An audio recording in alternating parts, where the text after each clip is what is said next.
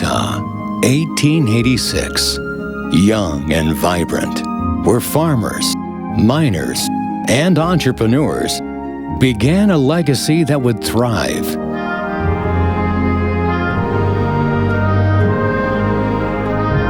One of those who walked these paths and traveled these mountains would go from the dusty western streets to the halls of power in the nation's capital.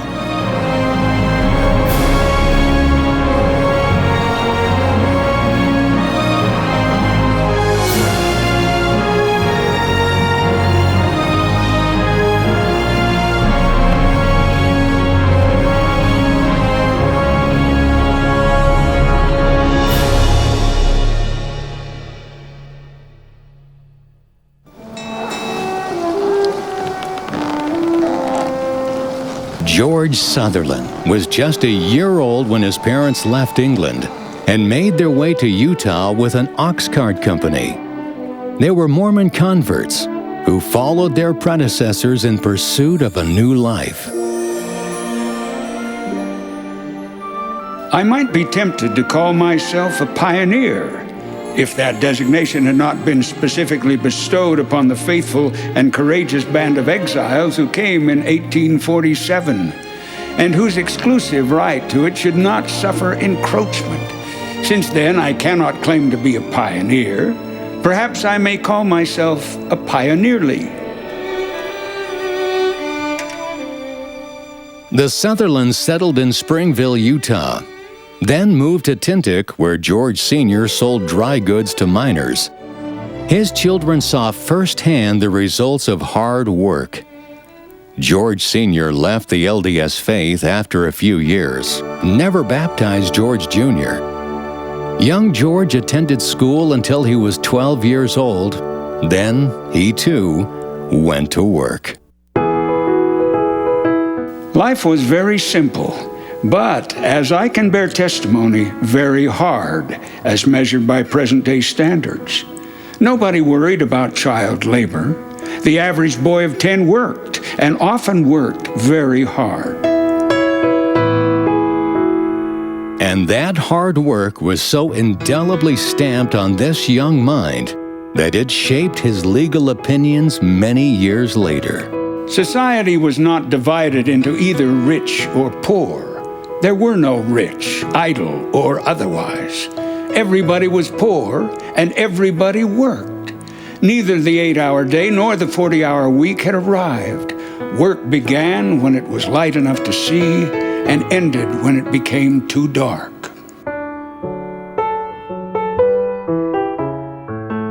He worked as a bookkeeper for several companies until he was 17. When his family moved to Provo, George was considered an excellent student and writer and entered Brigham Young Academy. It was a grim, nondescript structure without beauty or grace, or any other aesthetic feature calculated to invite a second look. Although it lacked aesthetic appeal, Sutherland flourished within the walls of the academy, directly under the tutelage of headmaster Carl Mazer. He made many lifelong friends there. Sam Thurman, William H. King, James E. Talmadge, and Richard Lyman. He also spotted Rosamond Lee, secretary of a small group named the Polysophical Society. George also became a member of the Polysophical Society due to a couple of interests: intellectual pursuit and the pursuit of Rosamond. The Polysophical Society was eventually dissolved, but his relationship with Rosamond would last many, many years.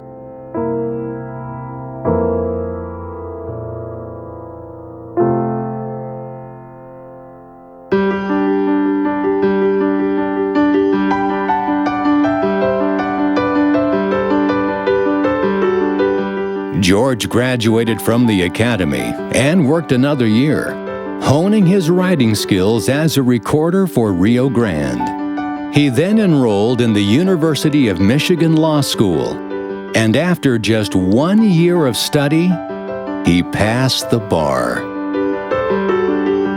Sutherland returned to Provo, married his sweet Rosamond, and started a family and a law practice with his father, who by then was a self-taught lawyer.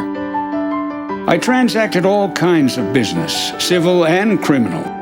A lawyer in a small town can't pick and choose. It was a professional practice in the untamed West. I often traveled on horseback in the mountains to try cases before justices of the peace. George Sutherland quickly developed a strong reputation as a hard-working and honest family man. He was smart, empathetic, and kind.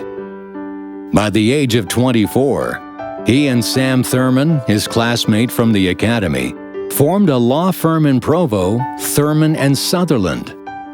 Soon, another former classmate would join the firm, William H. King.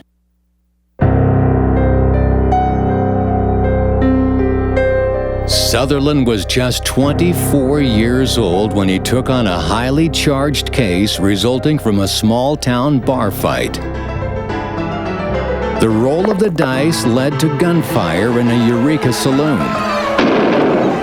A boy was dead, and the community was angry, ready to take the law into its own hands. They converged on the gunman, beating him and lynching him on a nearby hill. In court, Sutherland appealed to the jury to see the case through the eyes of the young boy's parents. The jury convicted 7 men of murder, but did not sentence them to the same fate of death by hanging.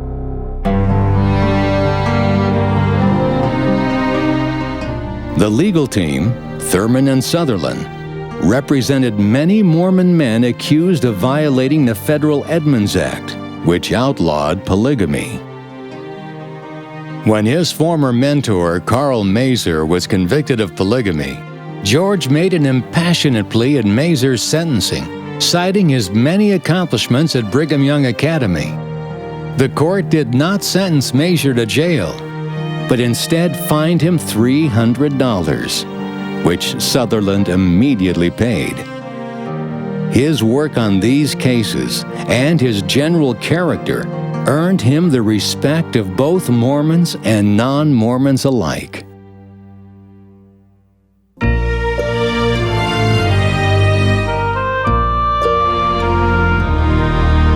George Sutherland was becoming intrigued by politics and public service. He ran for mayor of Provo on an anti-polygamy platform. He lost, but a loss wouldn't stop him. He made a run for Congress as a Republican, but he failed to win the party's nomination. While Sutherland's political career failed to take off, his legal career was thriving. He moved to Salt Lake City and joined the law firm that would eventually become the Vancott firm. He helped form the Utah Bar Association, and the following year was elected to the first Utah State Senate, which at the time held its sessions in Salt Lake's City County building.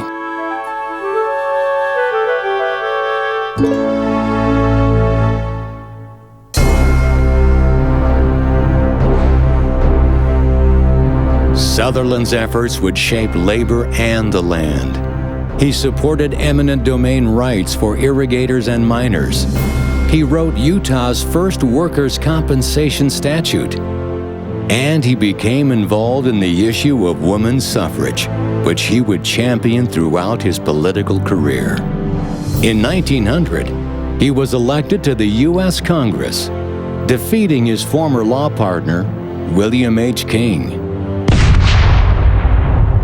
When his career moved on to the national stage, he helped pass the Reclamation Act, which allowed Western water projects to be financed with federal money. That was a huge boost to the growth of the West and a remarkable achievement for a freshman congressman. In 1905, Sutherland was on to the U.S. Senate, where his career was stellar. he drove the passage of a federal workers' compensation act, patterned after the one he had passed in the Utah legislature. It will tend to greatly reduce the number of accidents and, consequently, the aggregate of human suffering. And he championed many other labor causes, earning the praise of renowned labor leader Samuel Gompers. Sutherland's commitment to women's rights, an effort he began in Utah, also carried on to the Senate, where he sponsored the 19th Amendment to the U.S. Constitution, giving women the right to vote. I give my assent to women's suffrage because, as the matter appeals to me, there is no justification for denying to half our citizens the right to participate in the operations of a government which is as much their government as it is ours, upon the sole ground that they happen to be born women instead of men.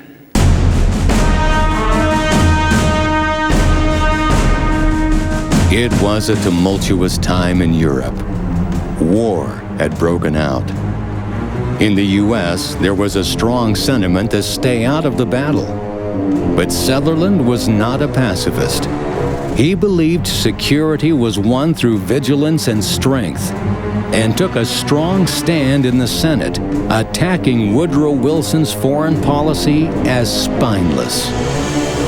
Danger of it all is that by this policy of always backing down instead of backing up, we shall encourage an increased encroachment upon our rights until we shall finally be driven into crisis from which nothing but war can extricate us.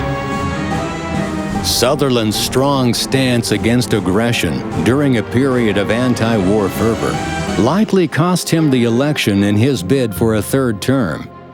He lost to William H. King. In fact, in 1916, the Republicans were badly defeated overall. Sutherland supported Warren G. Harding's seemingly unlikely bid for the Republican presidential nomination in 1920. And as a close advisor to Harding, worked actively on the campaign. Harding was elected president and soon nominated Sutherland to the Supreme Court. Quite unlike the process in today's world, the Senate unanimously confirmed him the same day. Sutherland received word in a personal letter from President Harding, a letter in which the appointment was almost an afterthought. The president referred to Sutherland traveling to Europe and his gratitude for Sutherland and his wife, both showing concern over the ill health of Harding's wife. Only in the second paragraph did the president mention that Sutherland had been nominated and confirmed to the Supreme Court. Harding wrote, "What pleases me more than anything else is that your nomination was received with unanimous satisfaction throughout the country." George Sutherland was the first and only Utahn ever appointed to the High Court. And as Justice Sutherland, he displayed the same traits as when he was a small-town lawyer. A tireless worker who understood the plight of the powerless. A constitutional scholar who decried what he called ill-conceived legislation that often infringed on the rights and liberties of the individual. In his 15 years on the Supreme Court, he wrote 295 majority opinions, 35 dissents, and 1 concurrence. That is an average of 20 majority opinions a year, a number that far outstrips the average production of a Supreme Court justice today.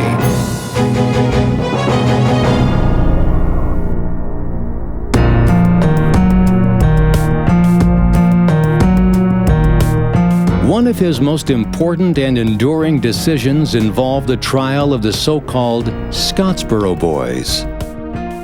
The Scottsboro Boys were 9 black teenagers in Alabama who were accused of sexually assaulting 2 white women. The case has long been regarded as the miscarriage of justice. It was 1931 when the teenagers were convicted by an all-white jury and 8 of them sentenced to death. A real estate lawyer had been appointed to represent them on the first day of trial. But before any executions could take place, the case ended up in the United States Supreme Court as Powell versus Alabama. Justice George Sutherland wrote the majority opinion that found the defendant's due process rights had been violated. The decision established a constitutional right in capital cases to an effective court-appointed lawyer and forever changed the system of justice. Sutherland also wrote opinions that upheld worker compensation laws, upheld land use regulation and zoning, and affirmed that the president's power to conduct foreign affairs was near absolute with no constitutional limits. But he also stood against the president when the court struck down some of the laws Franklin Roosevelt pushed through Congress to bring the country out of the Depression. The court unanimously found some of the legislation was not thoroughly assessed from a constitutional point of view before being passed.